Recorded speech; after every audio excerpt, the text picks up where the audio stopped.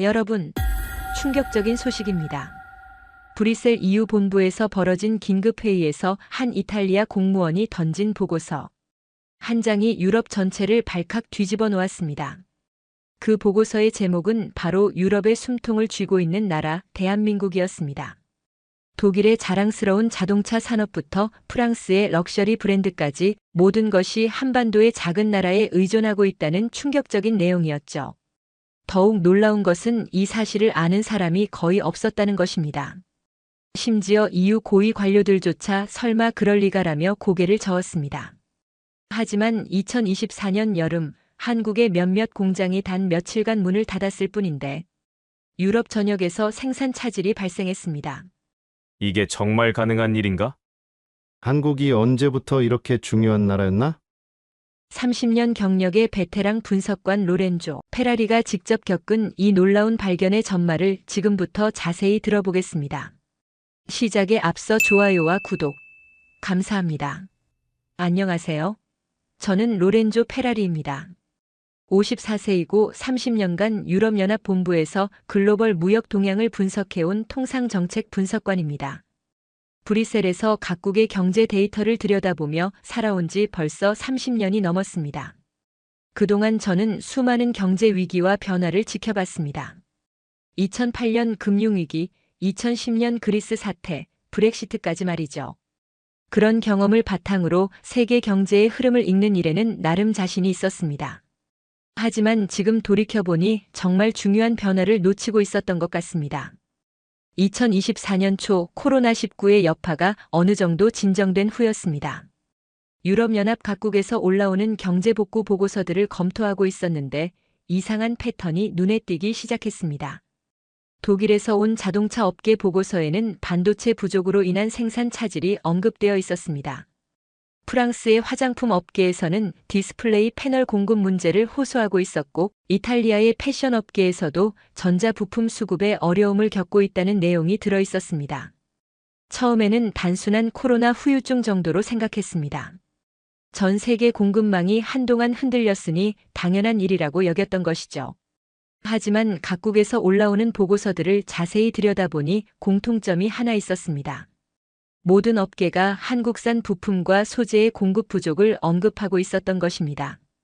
메모리 반도체, 배터리, 디스플레이 패널, 각종 전자부품들이 모두 한국에서 나오는 것들이었습니다. 저는 그때까지 한국을 그저 아시아의 중간 정도 되는 선진국 정도로만 생각하고 있었습니다. 물론 삼성이나 현대 같은 큰 기업들이 있다는 것은 알고 있었지만 유럽 경제 전체에 이렇게 큰 영향을 미칠 정도라고는 상상해 본 적이 없었습니다. 궁금증이 생긴 저는 좀 더 자세한 조사를 해보기로 했습니다. 각국의 수입 통계를 뒤져보니 놀라운 사실들이 드러나기 시작했습니다. 독일이 수입하는 자동차용 배터리의 70%가 한국산이었습니다. 프랑스 명품 매장에서 사용하는 디스플레이 화면의 80%도 한국에서 만든 것이었습니다. 네덜란드의 전자제품 업체들이 사용하는 메모리 반도체 역시 대부분 한국산이었습니다. 이런 수치들을 보면서 저는 점점 당황스러워졌습니다. 언제부터 한국이 이렇게 중요한 위치를 차지하게 된 것일까요? 제가 30년간 무역 동향을 분석해왔는데 어떻게 이런 변화를 놓칠 수 있었을까요? 더 충격적인 것은 이런 의존도가 하루아침에 생긴 것이 아니라는 사실이었습니다. 지난 20년간 조금씩 깊어져 왔던 것입니다. 유럽의 기업들이 효율성과 품질을 추구하면서 자연스럽게 한국 기업들과 협력하게 되었고 어느새 없어서는 안 될 파트너가 되어 있었던 것입니다. 그날 밤 집에 돌아가면서 저는 계속 생각에 잠겨 있었습니다.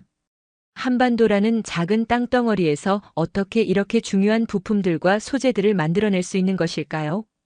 그리고 왜 다른 나라들은 이런 기술을 갖지 못했을까요? 다음 날부터 저는 본격적인 조사에 착수했습니다. 이것이 단순한 호기심이 아니라 유럽의 경제 안보와 직결된 중요한 문제라는 것을 깨달았기 때문입니다. 며칠 후 저는 밀라노로 출장을 가게 되었습니다. 매년 열리는 유럽 럭셔리 브랜드 경제 포럼에 참석하기 위해서였습니다. 평소에는 그저 형식적인 회의 정도로 생각했던 자리였지만 이번에는 달랐습니다. 한국과 관련된 궁금증이 생긴 이유였거든요. 포럼 첫날 오후 이탈리아의 대표적인 럭셔리 브랜드 최고 경영자들과의 간담회가 있었습니다. 프라다, 베르사체, 돌체앤가바나의 경영진들이 모인 자리였습니다. 저는 조심스럽게 한국산 부품에 대한 의존도를 물어봤습니다. 프라다의 경영진이 먼저 입을 열었습니다. 전 세계 프라다 매장에서 사용하고 있는 디지털 디스플레이 화면들이 거의 모두 한국산이라는 것이었습니다. 단순히 가격이 저렴해서가 아니라 품질과 내구성, 그리고 디자인 면에서 다른 나라 제품들과 비교가 되지 않는다는 설명이었습니다.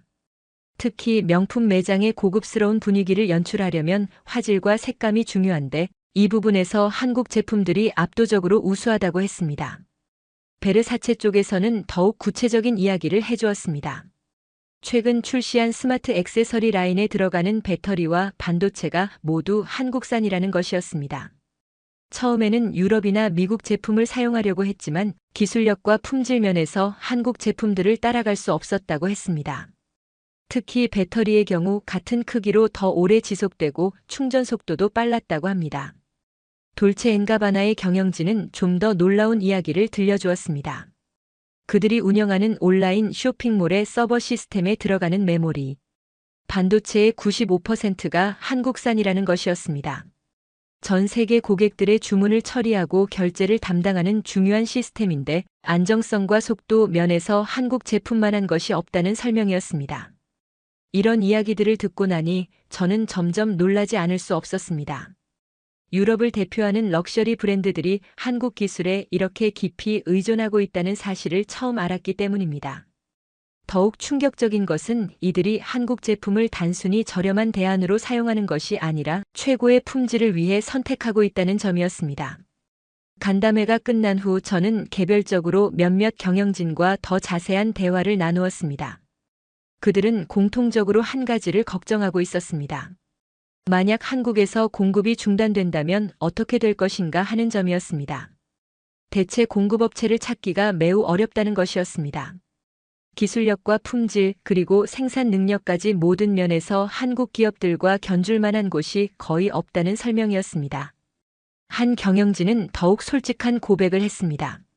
작년에 한국의 한 반도체 공장에서 화재가 발생했을 때 그들의 온라인 서비스가 며칠간 불안정해졌다는 것입니다. 전 세계 고객들의 주문 처리가 지연되고 일부 지역에서는 서비스가 완전히 중단되기도 했다고 합니다. 그때 처음으로 한국 기업들의 중요성을 실감했다고 했습니다. 밀라노에서의 이틀간 일정을 마치고 브뤼셀로 돌아오는 기차 안에서 저는 많은 생각에 잠겼습니다. 유럽의 대표적인 기업들이 이렇게 한국에 의존하고 있다면 다른 산업들은 어떨까 하는 궁금증이 생겼습니다. 그리고 이것이 개별 기업의 문제가 아니라 유럽 경제 전체의 구조적 변화와 관련된 문제라는 생각이 들었습니다. 브뤼셀로 돌아온 저는 곧바로 조사 결과를 정리하기 시작했습니다. 밀라노에서 들은 이야기들과 그동안 수집한 데이터들을 종합해서 보고서를 작성했습니다.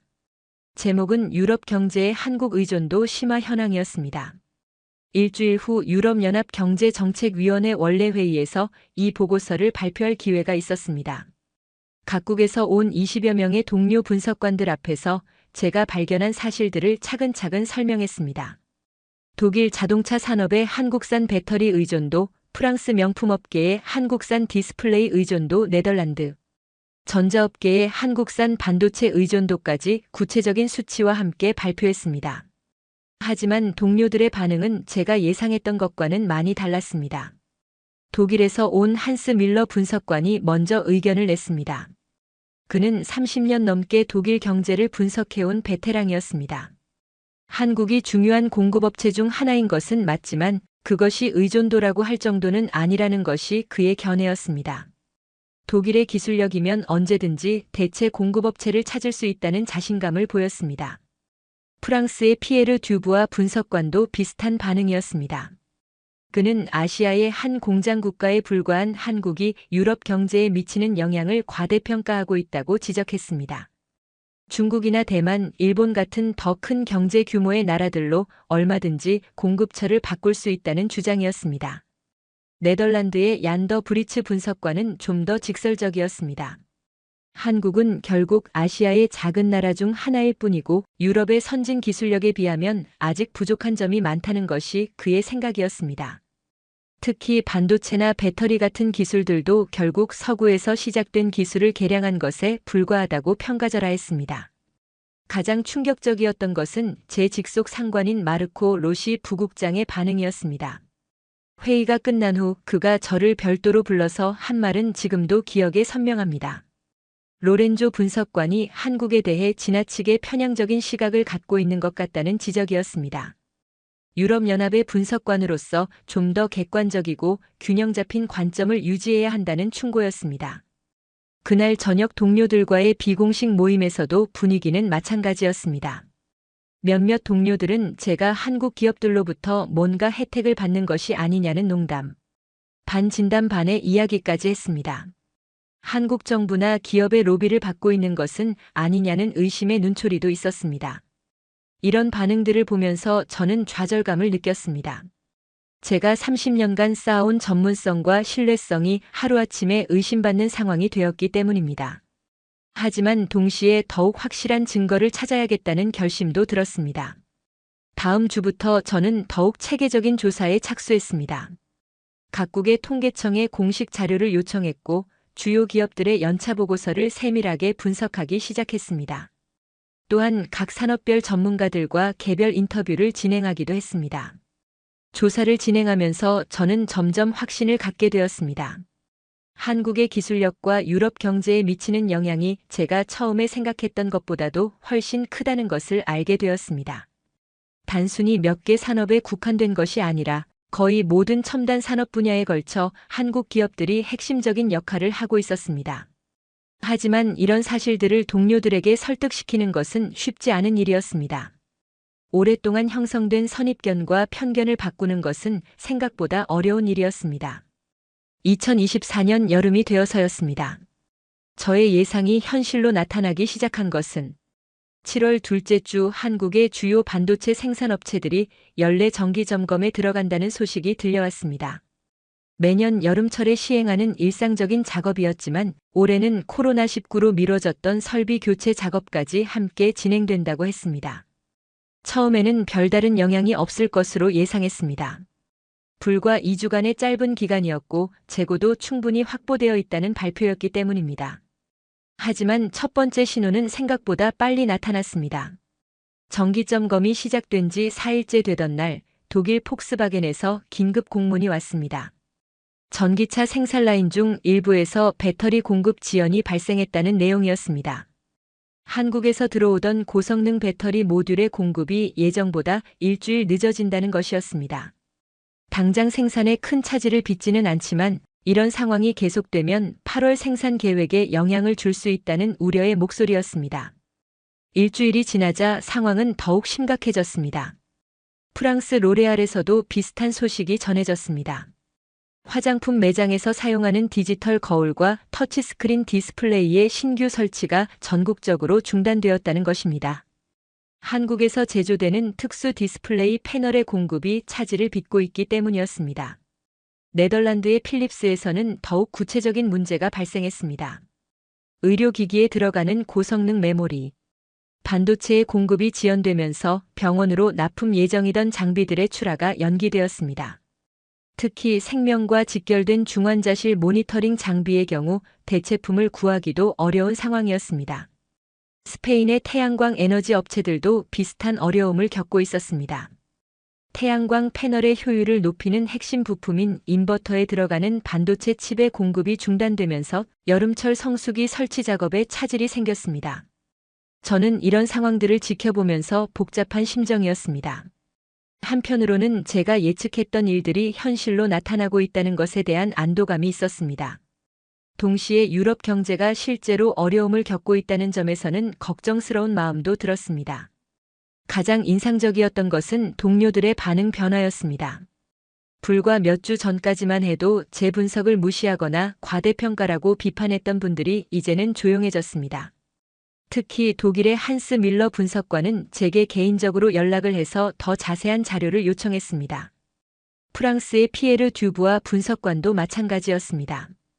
그는 프랑스 정부 차원에서 한국과의 경제 협력 방안을 검토해보고 싶다는 의견을 내놓았습니다. 불과 한 달 전만 해도 한국을 아시아의 작은 공장 국가라고 평가절하했던 분이었는데 말입니다. 하지만 가장 큰 변화는 제 직속 상관인 마르코 로시 부국장에게서 나타났습니다. 그는 저를 별도로 불러서 한국 경제에 대한 심층 분석 보고서를 작성해달라고 요청했습니다. 유럽연합 차원에서 대응 방안을 마련해야 할 필요가 있다는 판단이었습니다. 2주간의 정기 점검이 끝나고 공급이 정상화되자 상황은 다시 안정되었습니다. 하지만 이 짧은 기간 동안 유럽 전체가 경험한 충격은 컸습니다.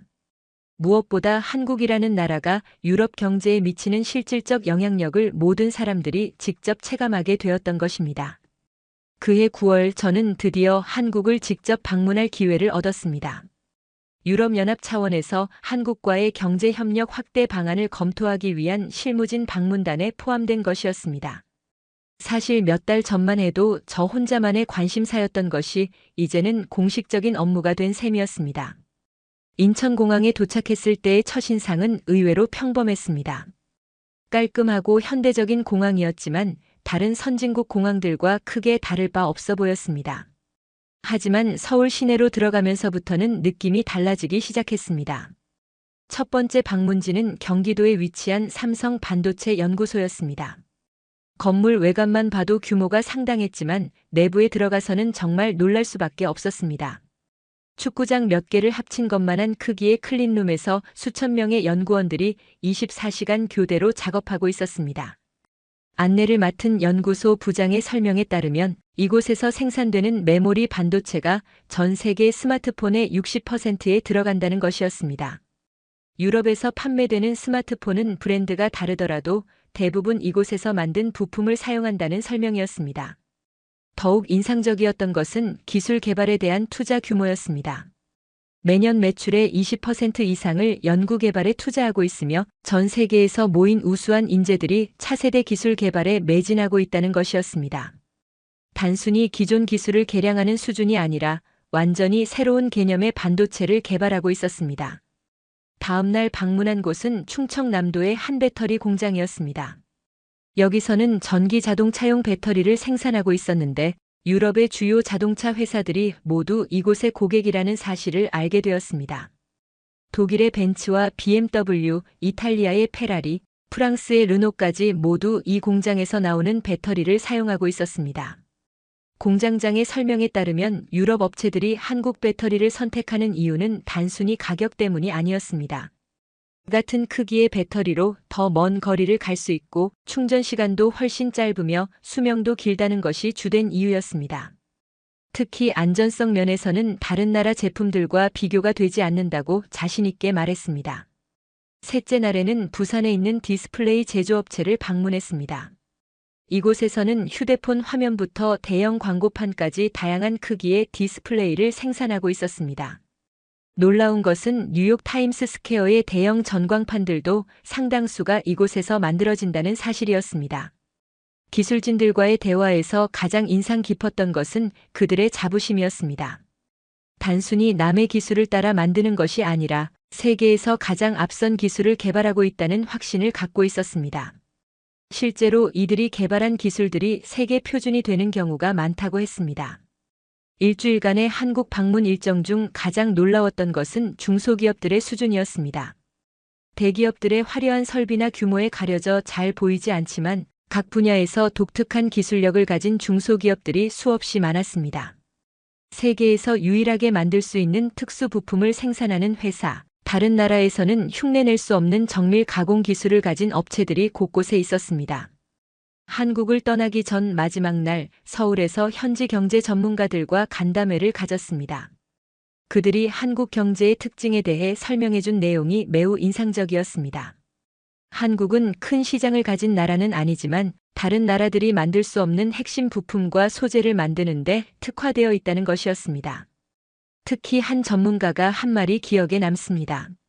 한국은 세계 경제의 엔진을 만드는 나라라는 표현이었습니다. 자동차로 치면 완성차를 만드는 것이 아니라 없으면 자동차가 움직일 수 없는 엔진과 변속기를 만드는 역할을 한다는 것이었습니다. 한국에서 돌아온 후 저는 완전히 달라진 관점으로 세계 경제를 바라보게 되었습니다. 그동안 국가의 경제력을 평가할 때 국내 총생산이나 수출입 규모 같은 거시지표에만 주목했었는데, 이제는 그 나라가 글로벌 가치 사슬에서 어떤 역할을 하는지가 더 중요하다는 것을 깨달았습니다. 한국에서 직접 본 것들을 바탕으로 새로운 분석 보고서를 작성하기 시작했습니다. 이번에는 단순히 의존도를 지적하는 차원이 아니라 한국이 어떻게 이런 위치에 올라설 수 있었는지, 그리고 유럽이 어떻게 대응해야 하는지에 대한 건설적인 방안을 제시하고 싶었습니다. 조사 과정에서 알게 된 흥미로운 사실 중 하나는 한국 기업들의 연구개발 투자 비율이었습니다. 매출 대비 연구개발비 비중이 유럽의 대부분 기업들보다 훨씬 높았습니다. 특히 반도체나 배터리, 디스플레이 같은 첨단 기술 분야에서는 매출의 15%에서 25%까지 연구개발에 투자하고 있었습니다. 또 다른 특징은 속도였습니다. 새로운 기술을 개발해서 상용화하기까지 걸리는 시간이 다른 나라들에 비해 현저히 짧았습니다. 이는 기업 내부의 의사결정 구조가 신속하고 정부의 규제나 승인 과정도 비교적 간소하기 때문인 것으로 분석되었습니다. 무엇보다 인상적이었던 것은 한국 기업들의 글로벌 네트워크였습니다. 단순히 한국에서 만든 제품을 수출하는 것이 아니라 전 세계 주요 시장에 현지 법인을 두고 각 지역의 특성에 맞는 제품과 서비스를 제공하고 있었습니다. 유럽에만 해도 수십 개의 한국 기업 현지 법인들이 활동하고 있었습니다. 이런 분석을 바탕으로 저는 새로운 결론에 도달했습니다. 한국은 단순히 아시아의 선진국 중 하나가 아니라 21세기형 경제 강국의 새로운 모델을 제시하고 있다는 것이었습니다. 과거의 경제 강국들이 크고 넓은 시장이나 풍부한 자원을 바탕으로 성장했다면, 한국은 기술력과 혁신 속도로 승부하는 새로운 방식을 보여주고 있었습니다. 11월에 열린 유럽연합 경제정책위원회에서 이런 내용을 담은 새로운 보고서를 발표했습니다. 이번에는 몇 달 전과는 완전히 다른 반응을 얻었습니다. 동료들이 진지하게 경청했고 여러 건설적인 질문들이 나왔습니다. 독일의 한스 밀러 분석관은 독일 정부 차원에서 한국과의 기술 협력을 확대하는 방안을 검토하고 있다고 말했습니다. 프랑스의 피에르 듀부아 분석관도 프랑스 기업들이 한국 기업들과의 파트너십을 강화하고 있다는 소식을 전했습니다. 가장 큰 변화는 제 직속 상관인 마르코 로시 부국장에게서 나타났습니다. 그는 회의가 끝난 후 저를 따로 불러서 한국 관련 업무를 전담하는 새로운 부서를 만들 계획이라고 알려주었습니다. 그리고 그 부서의 책임자로 저를 고려하고 있다고 했습니다. 그날 저녁 집에 돌아가면서 지난 1년간의 일들을 돌이켜봤습니다. 단순한 호기심에서 시작된 조사가 이렇게 큰 변화를 가져올 줄은 상상하지 못했습니다. 무엇보다 30년간 갖고 있던 경제에 대한 관점이 완전히 바뀌었다는 것이 가장 큰 소득이었습니다. 2024년 말부터 유럽 각국에서 한국과의 경제 협력에 대한 관심이 급속히 높아지기 시작했습니다. 저의 보고서가 각국 정부와 주요 기업들에 배포되면서 한국의 경제적 중요성에 대한 인식이 크게 달라진 것입니다. 가장 빠른 움직임을 보인 것은 독일이었습니다. 독일 경제부에서는 한국과의 첨단 기술 협력 확대를 위한 특별위원회를 구성했습니다. 독일의 자동차 업체들이 한국의 배터리 기술에 크게 의존하고 있는 현실을 감안해서 좀 더 안정적이고 지속적인 협력 체계를 구축하겠다는 계획이었습니다. 프랑스도 마찬가지였습니다. 마크롱 대통령이 직접 한국 방문을 계획하고 있다는 소식이 들려왔습니다. 프랑스의 럭셔리 브랜드들과 첨단 기술 업체들이 한국 기업들과의 파트너십을 확대하기 위한 정부 차원의 지원을 약속하겠다는 것이었습니다. 네덜란드는 좀 더 구체적인 계획을 내놓았습니다. 암스테르담에 한국 기업들을 위한 유럽 진출 거점을 조성하겠다는 것이었습니다. 한국의 첨단 기술 기업들이 유럽 시장에 진출할 때 필요한 각종 지원을 제공하겠다는 계획이었습니다. 이탈리아에서는 더욱 흥미로운 일이 벌어졌습니다. 이탈리아의 전통적인 제조업체들이 한국의 첨단 기술과 결합해서 새로운 제품을 개발하는 프로젝트들이 여러 개 시작되었습니다. 이탈리아의 패션 브랜드와 한국의 스마트 웨어러블 기술이 결합된 제품들이 나오기 시작한 것입니다. 스페인에서는 재생에너지 분야에서 한국과의 협력이 활발해졌습니다. 한국의 태양광 패널 기술과 에너지 저장 시스템 기술을 도입해서 스페인의 풍부한 일조량을 더 효율적으로 활용하겠다는 계획이 발표되었습니다. 이런 변화들을 지켜보면서 저는 매우 뿌듯한 마음이었습니다. 1년 전만 해도 동료들로부터 한국을 과대평가한다는 비판을 받았던 것이 이제는 유럽 전체의 공통된 인식이 되었기 때문입니다. 무엇보다 감동적이었던 것은 각국의 정책 담당자들이 저에게 자문을 구해오기 시작했다는 점이었습니다. 독일 정부에서는 한국과의 기술 협력 방안에 대해 의견을 물어왔고, 프랑스에서는 한국 기업들과의 파트너십 전략에 대해 조언을 구했습니다. 2025년 초 저는 유럽연합 차원에서 새로 만들어진 한국-유럽 경제협력 촉진기구의 초대 사무총장으로 임명되었습니다. 이 기구는 한국과 유럽연합 간의 경제협력을 체계적으로 지원하고 조정하는 역할을 담당하게 되었습니다. 첫 번째 프로젝트는 유럽 전역에 걸친 한국 기업 투자 유치였습니다. 한국의 주요 기술 기업들이 유럽의 연구개발센터나 생산시설을 설립할 수 있도록 지원하는 것이었습니다. 이를 통해 한국의 첨단 기술을 유럽에서도 직접 활용할 수 있게 하겠다는 계획이었습니다. 두 번째는 유럽 기업들의 한국 진출 지원이었습니다. 유럽의 전통적인 강점 분야인 명품, 자동차, 화학 등의 기업들이 한국 시장에 진출할 때 필요한 각종 정보와 지원을 제공하겠다는 것이었습니다. 새로운 직책을 맡으면서 저는 더욱 큰 책임감을 느꼈습니다. 단순히 한국의 중요성을 알리는 것을 넘어서 한국과 유럽이 서로 도움이 되는 실질적인 협력 관계를 구축해야 한다는 사명감을 갖게 되었습니다. 2025년 여름 저는 서울에서 열린 제1회 한국-유럽연합 경제협력 정상회의를 준비하고 있었습니다. 1년 반 전 처음 한국을 방문했을 때와는 완전히 다른 입장에서 다시 한국 땅을 밟게 된 것입니다. 이번 정상회의에는 유럽연합 집행위원장을 비롯해 독일, 프랑스, 이탈리아, 스페인, 네덜란드 등 주요국 정상들이 모두 참석했습니다. 한국 측에서도 대통령을 비롯해 경제부총리, 주요 기업 회장들이 참석해서 양측 간의 관심도를 보여주었습니다. 회의 첫날 저는 기조연설을 하게 되었습니다. 지난 2년간 제가 경험한 변화와 깨달음을 바탕으로 한국과 유럽의 새로운 협력 모델을 제시하는 내용이었습니다. 연설에서 저는 한국을 21세기의 숨은 강자라고 표현했습니다. 과거의 강대국들이 영토나 자원, 인구로 승부했다면 한국은 기술력과 혁신 속도로 세계 경제에서 중요한 위치를 차지하게 되었다고 설명했습니다. 특히 강조한 것은 한국의 핵심 부품 전략이었습니다. 완제품을 만들어 경쟁하는 것이 아니라 다른 나라들이 완제품을 만들 때 반드시 필요한 핵심 부품과 소재를 공급함으로써 글로벌 가치 사슬에서 없어서는 안 될 위치를 확보했다는 것입니다. 이런 한국의 전략이 유럽에게도 시사하는 바가 크다고 말했습니다. 앞으로는 단순히 규모나 시장 크기로 경쟁하는 시대가 아니라 얼마나 독창적이고 대체하기 어려운 기술과 제품을 가지고 있느냐가 중요해질 것이라고 전망했습니다.